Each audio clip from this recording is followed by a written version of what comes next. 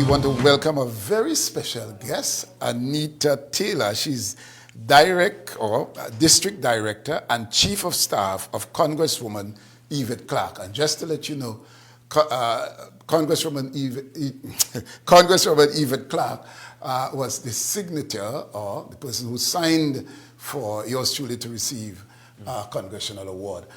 Yes, good morning, and welcome. Good morning. Thanks for having me. Am I correct to say that Yvette Clarke served 800,000 persons in the U.S. and from what I'm understanding as well, a number of Tobagonians are also being served within this district. Am I correct? Absolutely. So we represent the 9th Congressional District in Brooklyn, and we represent 800,000 constituents. And in those 800, we are one of the largest constituency that represent the Tobago community. And so it is fitted to be here today to be able to, this is my first time. Right. And so I wanted to experience the culture, and I wanted to be able to come and see the carnival and find ways and look for ways how we can continue to represent the Caribbean community, especially the Tobagonian community. Let me ask though, and let's rewind the tapes a little bit. So most would know I'm a football fanatic. I mean, the World Cup qualifying campaign, Costa Rica. That's right. You are immigrant of Costa Rica? Yes, I was born. Well, my parents is from Costa Rica. I was born in Boston, Massachusetts. But if you ask me, I'm Costa Rica. Okay. And of course, what about the work that you're doing keeps the flame, I should say, going, because you're in the business of serving. Absolutely. And serving the people. Was it something that you've always been involved in? So, things just fall in your lap, and then you realize that that's your calling. And so that's exactly what happened to me. I was, before the Congresswoman become Congresswoman, she was a city council member. Before that, she was my best friend. And so when she decided to run, she wanted someone that she can trust. And I've been there with her from ever since. And so for me is a labor of love. For me is making sure that our community are well served. And me coming from an immigrant, understand all the nuances that they go through. So it's deep for me to be able to make sure that we service the community the best we can. And as you know, what's happening right now in the United States with the immigrants, we are forefront, making sure that the folks are being served and that they're getting legal representation to make sure that they're not deported illegally.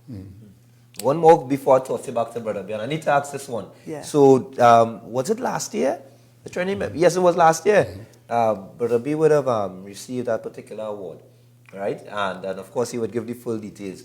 But there is a certain level of, how to put it, a screening process and a process before you come to eventually awarding an individual. And of course, we fed up congratulate him. But we have you here this morning to tell us right. exactly about that part of the work that the Congress would do. So how we screen it is that we look for individuals that go beyond their line of duty, that service their community, that is out here representing their community. Not to mention, we're talking about Brother B, but we also can talk about our activist, Angela Cooper. Who's with us? Who is with us. And I have to say that she represents Tobagonians very well in our community. Excellent. And because of her, we was able to understand, and we were able to identify individuals that are serving their community and that is worthy for this award. This award is read in the Library of Congress. And so you would always be there. Your name would always be recognized. You know, your great-grandkids would be able to go to the Library of Congress and look for your name, and then you would see that you had a proclamation given from Congresswoman Yvette Clarke. Excellent. And you know, I just wanted Juby to ask a question, so it takes away the focus from me. However, let me extend my sincerest thank you to Congresswoman Yvette Clarke and you as Chief of Staff and the rest of you who would have said, he deserves this, and I'm indeed grateful. All right, so you're in Tobago. Let me talk the Bacchanal now. So we got that out of the way. And when you're bringing Miss Yvette Clarke, so we could have a little time too next year, maybe Miss Cooper, and so on. But so let's go now. Costa Rica, and of course, we know we always have a struggle with Costa Rica when we play in football and things. Right, but now it's time to wind down and have a little time. You learn how to wind and things? Of course, come on now.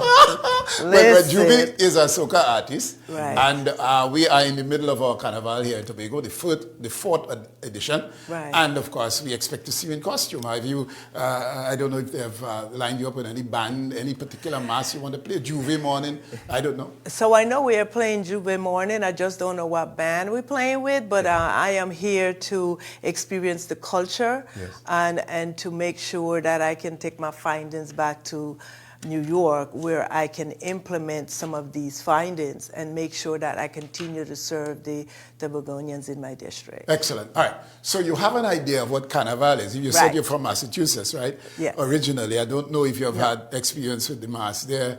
You have Cambridge have their mass sometimes. Well, they do. Yeah. And of course you have Mattapan and the area. Never been involved, have you? Brooklyn? What? No. So for Brooklyn, I've been involved with Sesame Flyer. Sesame Flyer has a big band, and so I used to play mass until now that I become the Chief of Staff. You know, I'm more working with the dignitaries at the beginning, so we don't play mass that often anymore, but we do get involved. What we do is that all the events before the big day, we participate, we attend, and be very supportive. Excellent. All right, so Carnival, so you learn, of course you have done your research, obviously, you're not just here. And Tobago is a very peace-loving, we have soca music. The foods, obviously, Miss Cooper would have had some Tobago food. Yes. Tell me, what are some of the foods that you enjoy? And you would tell your friends to come and be part of. Absolutely. So I have to commend the community. I have to commend the warmness that I felt in this community. I don't feel like a stranger. And yesterday, Miss Cooper's brother cooked curry. Oh my goodness! So you had your Diwali. Oh my goodness! But you know the scooty, do like this. Come on. Oh yeah. So you had your curry yesterday. So I had my curry yesterday. I have leftovers, so I will be going for seconds later on. You made it to the Blue Food Festival, by the way? Unfortunately, we were on our way, but because of the storm, we decided to make a U-turn. Okay. Unfortunately. All right, but probably next year. But that's right. Let me ask though, in terms of just based on your observation and your research and your time spent in this position, what is like one of the main demand coming from the persons that you would serve from the Caribbean? So immigration is a number one in our office. As you know, many folks come there. Some come undocumented. Some come there with papers. Some come there, and the ones that don't have papers, they would find means, whether it's through their kids that they had in the United States where they apply for them, or whether through marriage, or it could be that somebody sponsored them. So once they submit the paperwork, then we follow through to make sure that they get all the necessary papers to be able to become U.S. citizens and legal residents. And how do you ensure, I mean, you wouldn't be able to speak all of the initiatives or the measures you would put in place, but what sort of assurance persons would have in terms of getting their voices heard in the context of Washington, for example? Well, as you can see, what we're experiencing right now is a lot of rallies. And with the immigration, it's a little different because everybody's case is so different. So it's a case-by-case basis. But if there is a larger issue, then what we do is that we either put legislation in place to be able to fix that, or whether is making sure that we tackle whether it's going through the embassy, the different countries' embassies, to make sure that we help the folks. A lot of folks are there and they are green card holders, and they need passports for their original country. We assist with that as well. Okay. And so you just met the Chief Secretary officially? Is it the first time you meet him? Yes. I know you're here unofficially. That's right. But is there any intent, maybe next time, to do an official visit and make a courtesy call, so to speak, to the Chief Secretary and other government officials in Tobago? So my intent is to go back with my findings and speak to Congresswoman Yvette Clarke and suggest for her to come next year. Okay. And then what we can do is have those meetings lined up so that she can come and experience what I experienced, which is great so far. So far. Well, we are glad that you are. And with Ms. Cooper hospitality, that's right. I know you're in good hands. And I yet to come by she for a line, so we can work that on. All right. Right. So I'm so grateful to meet those people who decided, as was recommended by the Seventh-day Adventist Church, and eventually you all signed up. Well, of course, Congresswoman, and you said my name is in the House of Congress. Yes. And we'll the be Library there. of And I think Congress. we just hammer that home